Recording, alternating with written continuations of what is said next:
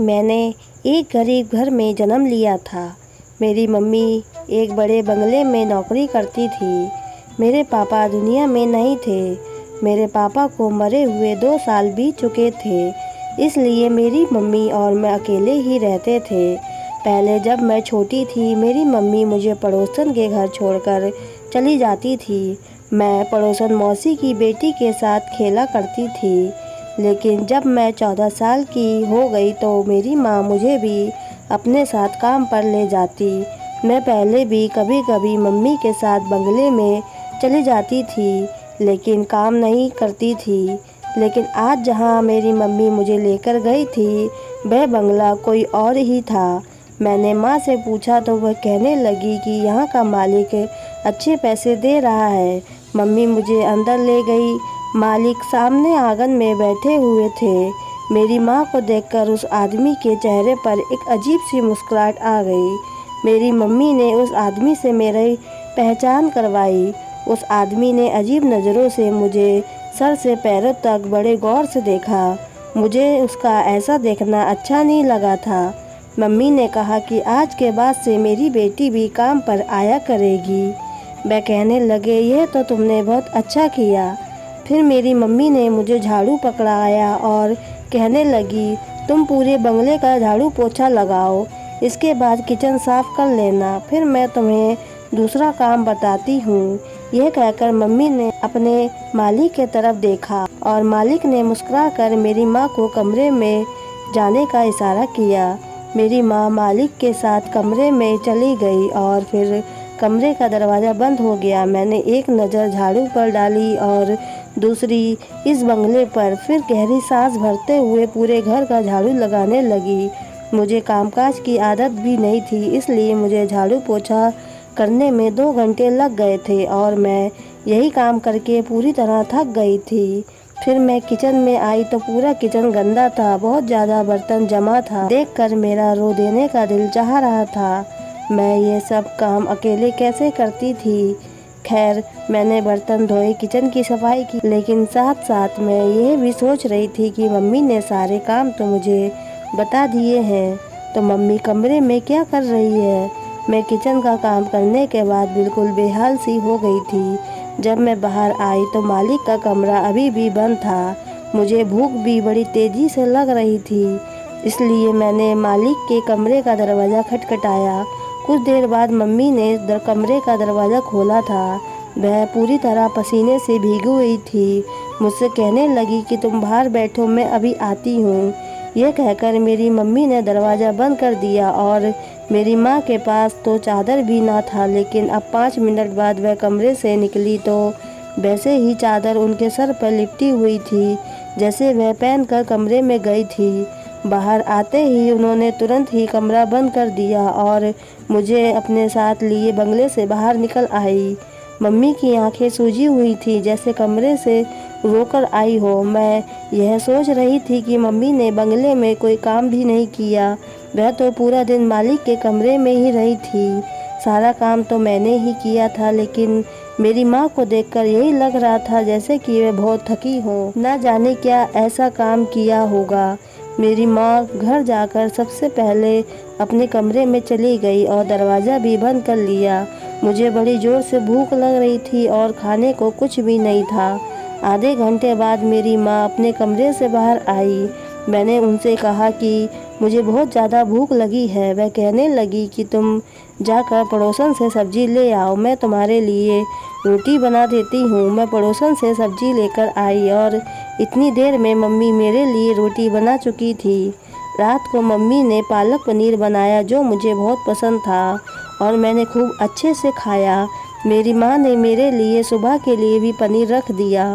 कहने लगी, कल आकर कुछ बनाना नहीं पड़ेगा, मैं काम पर जाने से पहले ही रोटियां बनाकर रख दूंगी। मैंने कहा, मम्मी मैं कल तुम्हारे साथ काम पर नहीं जाऊंगी, बहुत बड़ा घर है, मैं वहाँ काम नहीं कर सकती। मेरी माँ कहने लगी कि अब तुम बड़ी हो गई हो, इसलिए अभी से काम की आदत डालो। महंगाई दिन ब दिन बढ़ती जा रही है, ऐसे में मैं अकेली घर का खर्चा कैसे उठाऊंगी। मम्मी की मजबूरी सुनकर मैं चुप हो गई थी, लेकिन अब तो रोज़ का यही काम था। मम्मी अपने मालिक के साथ कमरे के अंदर चले जाती और मैं सारा काम करती। मुझे वहाँ पर गुस्सा भी आने लगा था और हैरानी इस बात पे होती कि मम्मी जब कमरे से बाहर आती है तो पसीने से भीगी होती है, इसकी आंखें रेड होती और थकी सी होती हैं। एक बार मैंने माँ से कह दिया कि मम्मी आप तो कोई काम भी नहीं करती, देखने में ऐसी थकी हुई क्यों लगती हो, जैसे सारे घर का काम तुमने ही किया हो।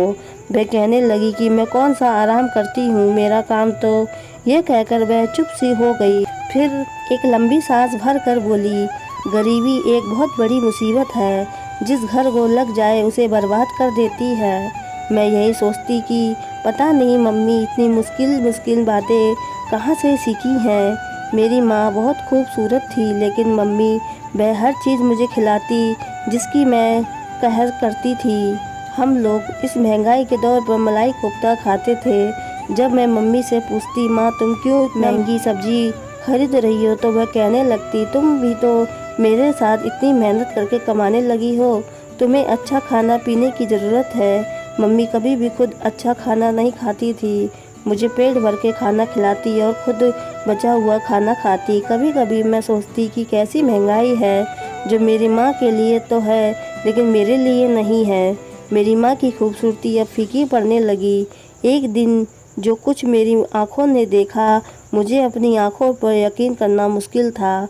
मेरी माँ अक्सर अपने कमरे की अलमारी लॉक रखती थी, मुझे भी मना करती कि मेरी अलमारी को हाथ मत लगाना, लेकिन आज वो बहुत जल्दी में थी। मैं बड़ी हो गई थी, इसलिए मम्मी मुझसे कहने लगी कि अब तुम चादर ओढ़ कर जाया करो। मैं मम्मी की अलमारी से अपने लिए चादर निकालने लगी तो मैंने एक ऐसी चीज़ देखी कि मेरा दिल ही धड़कना भूल गया। मेरी माँ मुझे बाहर पुकार रही थी। मैंने चादर ली और कमरे से बाहर आ गई। मम्मी आज फिर से उस मालिक के कमरे में थी।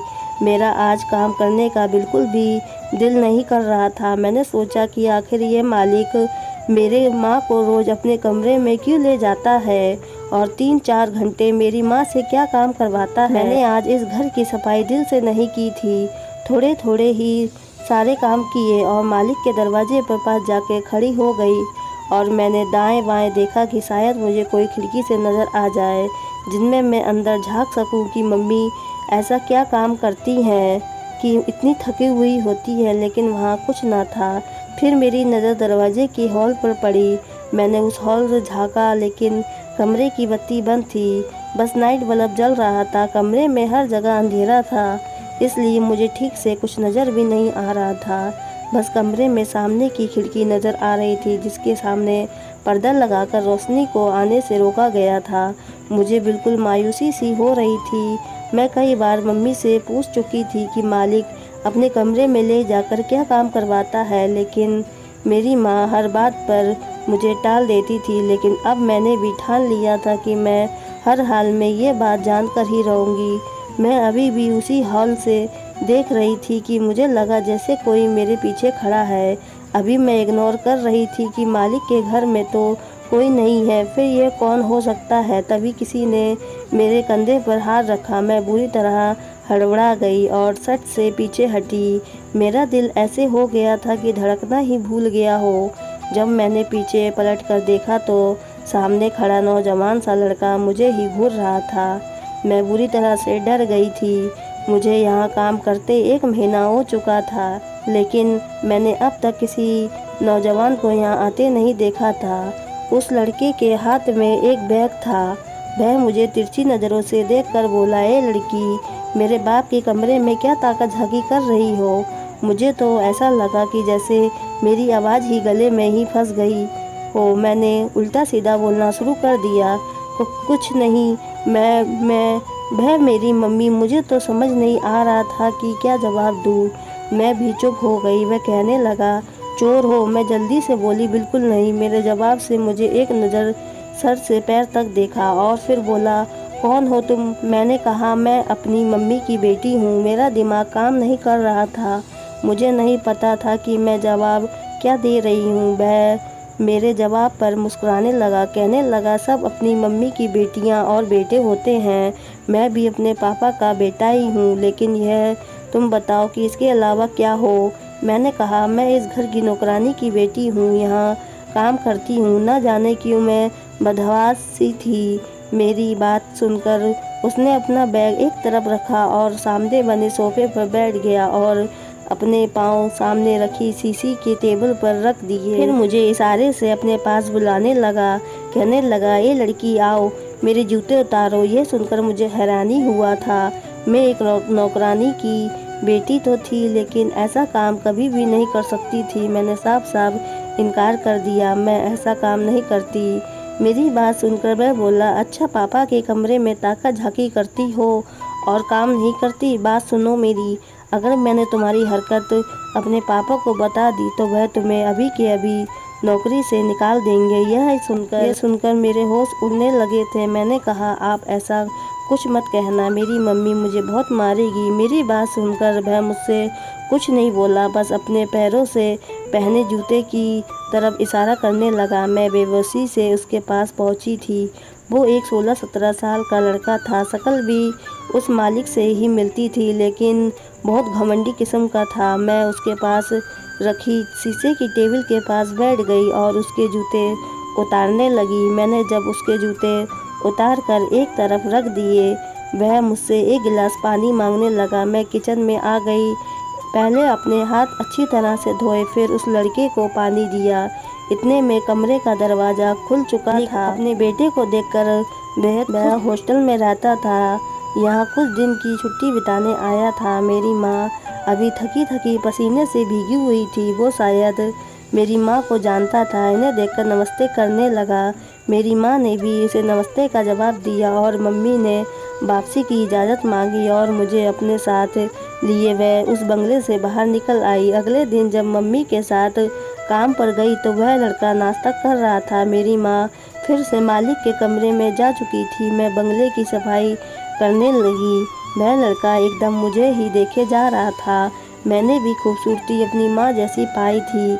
मेरी उम्र 14 साल की थी। मैं जब उस लड़के के कमरे में सफाई के लिए गई तो वह मेरे पीछे कमरे में आ गया। मुझे हैरत उस वक्त हुई जब उसने कमरे का दरवाज़ा बंद किया था। मेरा दिल डर के मारे काँप रहा था। वह मुझे बड़ी अजीब नज़रों से देख रहा था। मेरे पास आ गया। मैं फ़ौरन पीछे हटी और कमरे के दरवाजे की तरफ बढ़ने लगी। इससे पहले वह उस दरवाजे के पास पहुंच गया था, मेरी जान ही निकल गई थी। उसने कमरे के दरवाजे की कुंडी लगा दी और अपने कदम मेरी तरफ बढ़ाने लगा। कहने लगा, कल तुम उस कमरे में झांक कर क्या देखने की कोशिश कर रही थी? एक एक कदम मेरी तरफ बढ़ाते हुए पूछ रहा था। मैंने कहा, मुझे बाहर जाना है। आपने दरवाज़ा क्यों बंद किया है? वह मेरी बात को नज़रअंदाज किए मुझे बड़े गौर से देख रहा था। उसकी तेज़ नज़रों से मेरे पूरे शरीर में सनसनी सी दौड़ गई थी। तुम्हें बहुत शौक़ है दूसरों के कमरे में झांक कर ये देखने का कि वहाँ क्या हो रहा है? और वह हंसने लगा, कहने लगा, मैं तुम्हें बताऊं कि बंद कमरे के पीछे क्या होता है? इसकी बात से मेरे शरीर में गुस्से की लहर दौड़ आई थी। इससे पहले कि वह मेरे बाद आता, मैंने मम्मी मम्मी चिल्लाना शुरू कर दिया, लेकिन वह मेरे मुंह पर हाथ रख दिया और कहने लगा, अगर शोर मचाया तो तुम्हारा गला दबा दूंगा। ये कहकर उसने मेरे मुंह से हाथ हटाया और कमरे का दरवाज़ा भी खोल दिया। मैं कमरे से बाहर निकल गई। उस लड़के ने अपने कमरे का दरवाज़ा तेज़ी से बंद कर लिया। मैं इस तरह परेशान थी कि रोने लगी थी। मैं सोच चुकी थी अब यहाँ काम करने नहीं आऊँगी। मैंने बाकी का काम रोते हुए किया था। मम्मी जैसे ही मालिक के कमरे से बाहर निकली, मुझे रोता देखकर परेशान हो गई। मुझसे रोने की वजह पूछने लगी। मैं उस वक्त मालिक के सामने कुछ नहीं बोली। मैंने कहा, मेरे सर में बहुत दर्द हो रहा है। मैं पूरे रास्ते में रोती रही। मेरी मम्मी मुझे घर की बजाय डॉक्टर के क्लिनिक ले जाने लगी, लेकिन मैंने मना कर दिया। घर जाकर मैं मम्मी के साथ लगकर फूट फूट कर रोने लगी और उस लड़के की बातें भी बता दी। मेरी माँ बहुत ज़्यादा परेशान हो गई थी। मैंने कहा, मम्मी मुझे उस बंगले में काम करने नहीं जाना है। मेरी माँ ने मुझे चुप करवाया और कहा, कल से वह अकेले ही जाया करेगी। अगले दिन मैं घर पर ही थी, लेकिन उस दिन जब मम्मी घर पर आई थी, उसका चेहरा रेड हो गया था। वह बहुत ज़्यादा थकी थी। आते ही बिछी चारपाई पे लेट गई। जब मैंने मम्मी को छू कर देखा तो वह बुखार से तड़प रही थी। मैंने जल्दी से मम्मी को पानी पिलाया, खाना खिलाया, घर पर रखी बुखार की दवा भी दी। रात में मैं मम्मी का सर दबाती रही, उसे अभी भी तेज बुखार था। वह नींद में हाय हाय कर रही थी। मेरे पास रिश्ते के नाम सिर्फ एक मम्मी ही तो थी। अगर उसे कुछ भी हो जाता तो मैं कैसे जी सकती थी। सुबह जब मम्मी का बुखार तो काफ़ी कम हो गया था, लेकिन थकावट बहुत ज़्यादा थी। इसके बावजूद वह मालिक के घर जाने को तैयार थी। मैंने माँ से कहा कि वह छुट्टी कर ले, लेकिन वह कहने लगी कि छुट्टी नहीं कर सकती वरना नौकरी छूट जाएगी। मैंने कहा तो ठीक है, आज मैं अकेली काम पर चली जाती हूँ। मेरी बात सुनकर मम्मी की रंगत उड़ गई।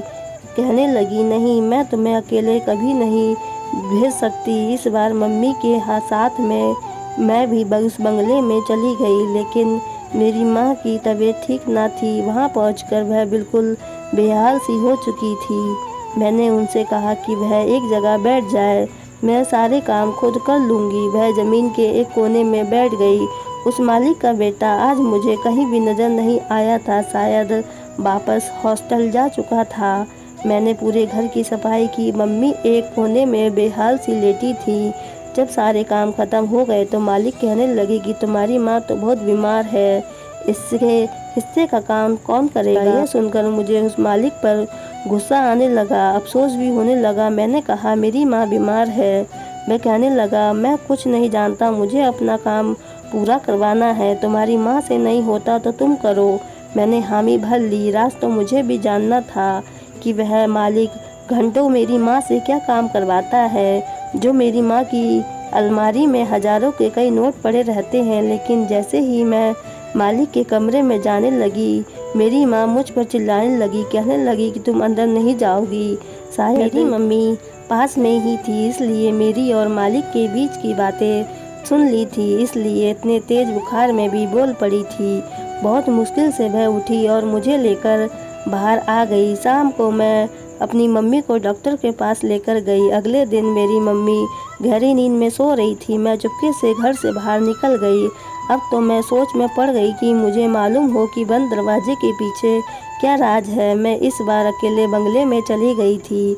वह मालिक मुझे अकेला देखकर मेरी माँ के बारे में पूछने लगा। मैंने कहा, उसकी तबीयत ठीक नहीं है। पहले तो उस मालिक ने मुझसे सारे घर का काम करवाया, फिर उसके बाद कहने लगा मैं वह काम करूं जो मेरी माँ करती थी। वह मुझे उससे डबल पैसे देगा जितना मेरी माँ को देता था। मैं उसकी बात मान गई। उस वक्त मुझे पैसा नहीं चाहिए था, बस यह जानने में दिलचस्पी थी कि मेरी माँ से क्या काम करवाते हैं। जब कमरे से बाहर आती तो थकी थकी होती है। मैं जब उस मालिक के कमरे में गई, पूरे कमरे में अंधेरा छाया हुआ था। उस मालिक ने एक नाइट बल्ब ऑन किया और खुद वॉशरूम चला गया। मैं धड़कते दिल के साथ उस कमरे में बैठ गई। कुछ देर बाद जब वह मालिक वॉशरूम से बाहर आए तो उसने रात का कपड़ा पहन रखा था। मुझे देखकर हैरत हुई। जब उस मालिक ने कमरे की कुंडी लगाई तो मेरे होश उड़ गए थे। मैं समझ नहीं पा रही थी कि वह मुझसे क्या काम करवाना चाहता है। मैं खड़ी हो गई, लेकिन इतनी देर में वो मेरे पास पहुंच गया था। फिर उसने मेरे हाथ में नीम के तेल की शीशी पकड़ा दी। कहने लगे कि मैं इसका मसाज करूं, और बिना रुके मुझे इसका मसाज करना था। वह एक मोटा सा आदमी था और उसके शरीर में खुजली की शिकायत रहती थी। वह हर रोज़ मेरी माँ से 3-4 घंटे लगातार मालिश करवाता था। वह कहने लगा, मैं तुम्हारी माँ को अपनी बहन मानता हूँ और मैं इस बीमारी के बारे में किसी को नहीं बता सकता। मेरी माँ थकान से बेहाल सी हो जाती थी और कभी कभी थकान से रोने लगती थी कि गरीबी भी इंसान को किस कदर थका कर रख देती है। लगातार 2 घंटे इस आदमी का मसाज करने के बाद मैं आज खुद पसीने से भीग चुकी थी। उस आदमी ने उसने अपने पर्स से मुझे 2000 निकाल कर दिए। कहने लगा, भाई यह बीमारी मेरी बहुत बड़ी मजबूरी बन गई है। इस नीम में कुछ खास जड़ी बूटियाँ हैं। इसकी मालिश के बाद ही मैं कुछ ठीक महसूस करता हूँ, वरना खुजली से मेरी चीखें निकल जाती हैं। फिर कहने लगे, मुझे तुम्हारी माँ ने बताया था कि मेरे बेटे ने तुम्हारे साथ बदतमीजी की थी। मैंने उसे इस बात पर बहुत डांटा था और तुमसे माफ़ी भी मांगता हूँ। आगे वह तुम्हें नहीं कुछ कहेगा। मैंने उसे कोई जवाब नहीं दिया और कमरे का दरवाज़ा खोलकर बाहर निकल गई। मुझे मेरी माँ के बारे में हर सवाल का जवाब मिल चुका था। मैं जितना भी अपनी माँ की इज्जत करती उतना ही कम थी। मेरे लिए वह एक महान औरत थी। ना जाने क्यों उनकी शराफत को शक की नज़र से देखा मैंने। हर बंद दरवाजे के पीछे सिर्फ पाप नहीं होते, ये बात अब मुझे अच्छी तरह समझ आ गई थी। अगर ये कहानी आपको अच्छी लगी हो तो चैनल को सब्सक्राइब, वीडियो को लाइक ज़रूर करें। धन्यवाद।